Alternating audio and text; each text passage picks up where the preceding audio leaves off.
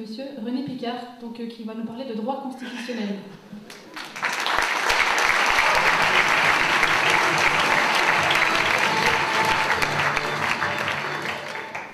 Alors, avant d'intenter un recours au Conseil constitutionnel, il faut que la loi soit définitivement votée, donc elle passe au Sénat actuellement.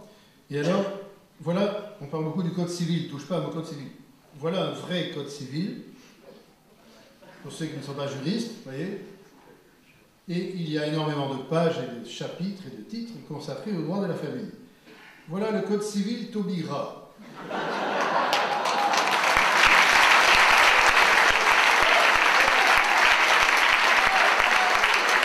Alors, pourquoi est-il si petit?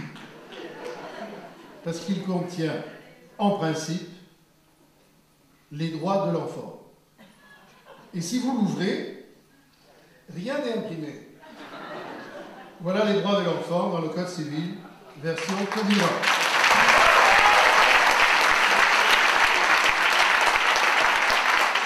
Alors, il faut quand même parler de Mme Taubira avec respect, comme on a toujours parlé, avec respect des gardes des Sceaux qui se sont succédés.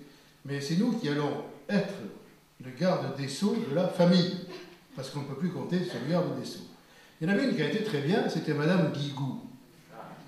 Mais il y a eu Guigou 1 et Guigou 2, c'est comme parent 1 et parent 2. Alors Guigou 1 était extraordinaire, parce qu'elle a su écrire de longues pages sur les droits de l'enfant, que l'enfant doit évoluer entre un père et une mère, que le mariage c'est l'union d'un homme et d'une femme. Donc elle a écrit des lignes merveilleuses. Et puis maintenant elle a changé. Elle a écrit le contraire. Donc elle a changé d'orientation textuelle.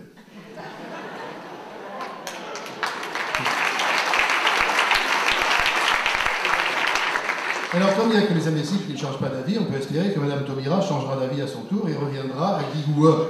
Mais c'est peut-être un miracle. Ceci dit, Mme Taubira est actuellement passible du droit pénal. Il faut que vous le sachiez.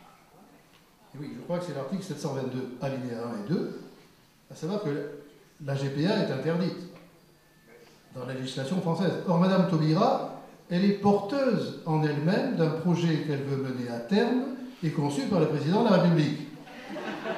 Elle est déjà en infraction alinéa 1. Donc c'est punissable, c'est 15 000 € d'amende et puis je ne sais plus combien de mois ou années de prison. Et l'alinéa 2 double la peine si vous êtes rémunéré pour ça. Donc elle est rémunérée puisqu'elle est ministre porteuse non bénévole.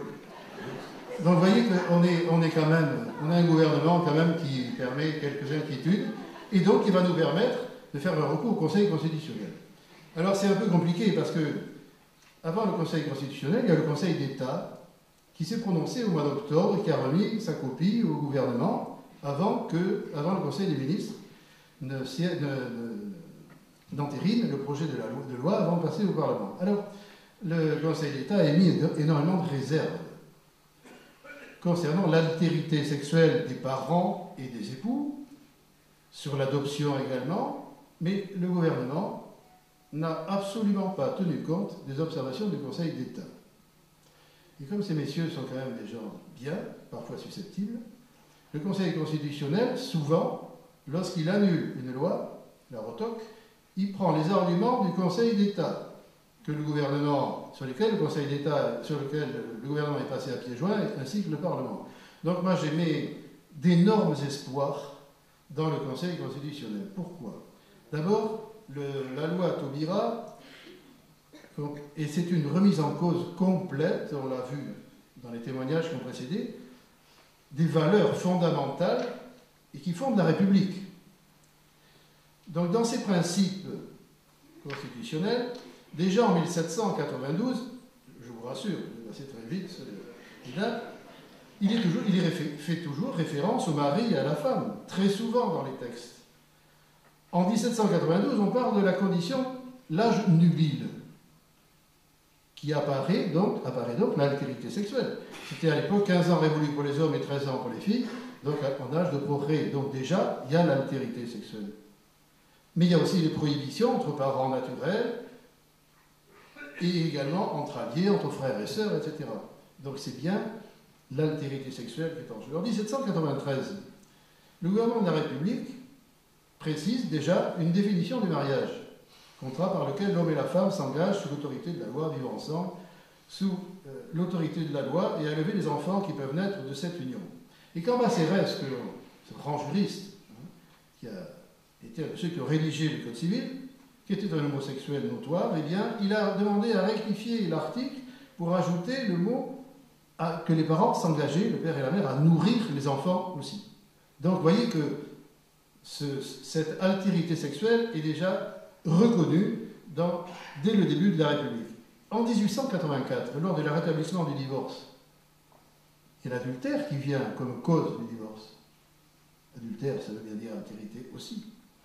La loi du 18 février 1838, qui détermine les obligations respectives du mari et de la femme.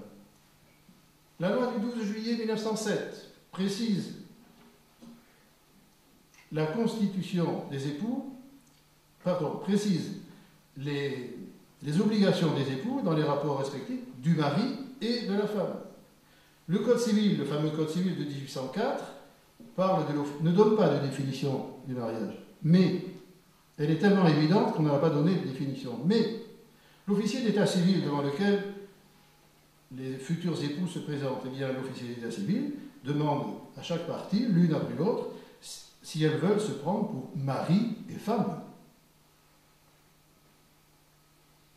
Et plus tard, l'article 144 du Code civil a été modifié pour changer l'âge de pouvoir contracter mariage. Mais les conditions, c'est que l'homme et la femme ne peuvent contracter mariage avant 18 ans révolus. Et on continue, la Cour de cassation, plus récemment, le 13 mars 2007, à propos du mariage dit de Bègle. Et la Cour de cassation s'est bien prononcée, puisque c'était l'union, et là, elle a rappelé le mariage, l'union d'un homme et d'une femme. Un autre arrêt de la Cour de cassation du 28 janvier 2011, c'est plus récent, pour un couple d'homosexuels, de lesbiennes, qui voulaient se marier. Là aussi, la Cour de cassation a rappelé que c'était l'union d'un homme et d'une femme. Alors, ensuite, il y a les lois constitutionnelles de l'an 3, en 1793, à propos des étrangers. Tout étranger de 21 ans qui épouse une Française est admis à l'exercice des droits du citoyen français.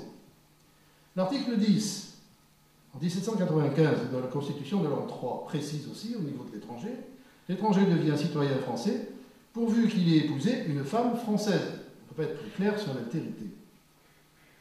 Et l'article 337 de cette loi constitutionnelle, de 1795, précise qu'on confie cette constitution à la vigilance des pères de famille, aux épouses et aux mères.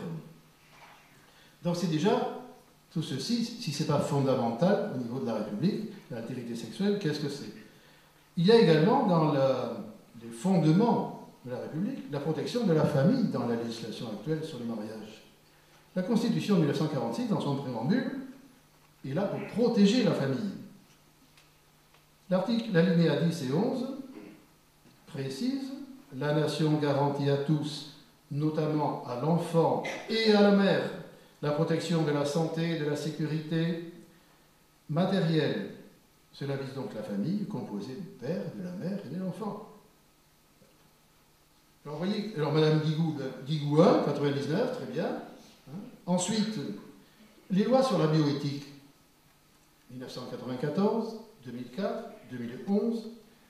Eh bien, le Conseil constitutionnel, s'il y a eu des recours là aussi sur les lois de bioéthique, eh bien, a donné son accord, comme quoi elles étaient conformes à la Constitution et notamment au principe du préambule de la Constitution, décrit dans le préambule de la Constitution de 1946, notamment sur l'assistance médicale pour remédier à une infertilité médicale constatée ou éviter à l'enfant la transmission d'une maladie grave. En cas de maladie, le médecin, certificat médical, infertilité, la loi bioéthique permet à ce moment-là la PMA. Par contre, la GPA est interdite en France, et donc est sanctionnée par le code pénal, je vous l'ai dit. Ensuite, le troisième point, où la loi Taubira remet en cause les équilibres du milieu naturel de l'homme. Ça a été dit tout à l'heure, effectivement. En 2005, la Charte constitutionnelle de l'environnement à ajouter à la Constitution française, afin d'assurer un développement durable, les choix destinés à répondre aux besoins du présent ne doivent pas compromettre la capacité des générations futures et des autres peuples à satisfaire leurs propres besoins. Ça veut dire que vouloir couper l'institution familiale de ses fondements naturels risque de causer d'énormes dégâts à l'humanité. Alors on peut évoquer le principe de précaution qui est prévu dans la Charte constitutionnelle de l'environnement.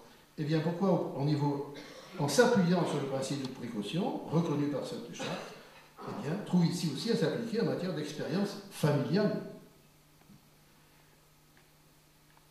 Et la Charte de l'ONU, dans les droits de l'enfant en 1989, rappelle les droits de l'enfant, que chaque fois qu'il y a une législation qui peut porter, qui intéresse les enfants, l'intérêt supérieur de l'enfant doit primer.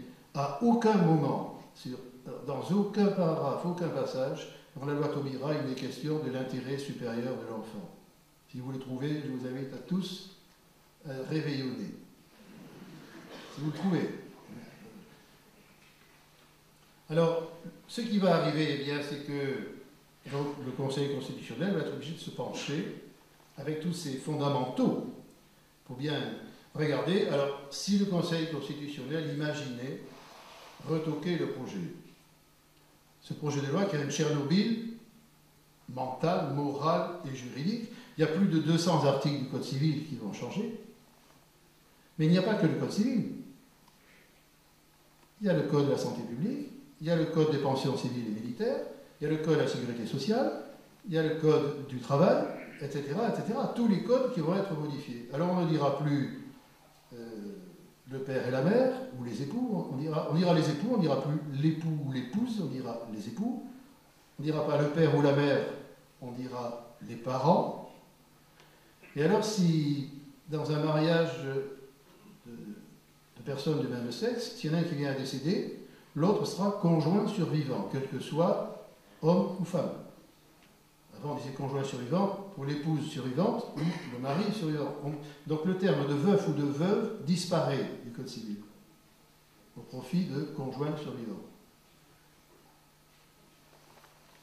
Alors j'espère bien que le Conseil constitutionnel va retoquer tout cela après ce Tchernobyl juridique. Et imaginez si le Conseil constitutionnel retoque la loi. Ça va être, après le Tchernobyl, ça sera le tsunami gouvernemental. Madame Taubira va en perdre son éventail très vite. Et oui, donc j'espère très fort au Conseil constitutionnel. Et c'est ce que... Alors là, je pense qu'il y a matière, compte tenu que le gouvernement n'a pas tenu compte des observations du Conseil d'État et qui seront certainement reprises par le Conseil constitutionnel. Voilà.